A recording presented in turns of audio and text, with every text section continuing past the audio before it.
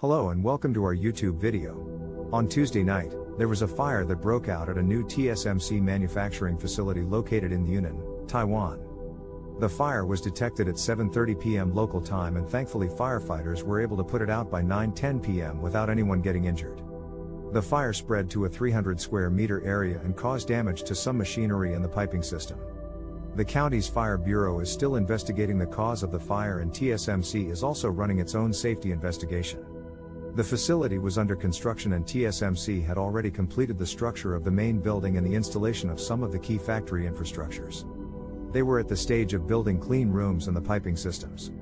The new manufacturing facility was meant to join 4 existing sites in Taoyuan, Hsinchu, Taichung, and Tainan, making it the 6th plant dedicated to advanced packaging and testing.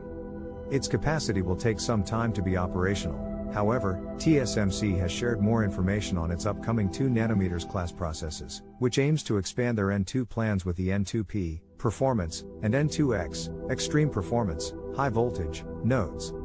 Unfortunately, it's still unclear what impact this fire will have on TSMC's manufacturing and production plans and which customers may be affected. So, be sure to stay tuned for more updates on how TSMC's plans will be affected by this unfortunate event and for more breakthroughs like this one.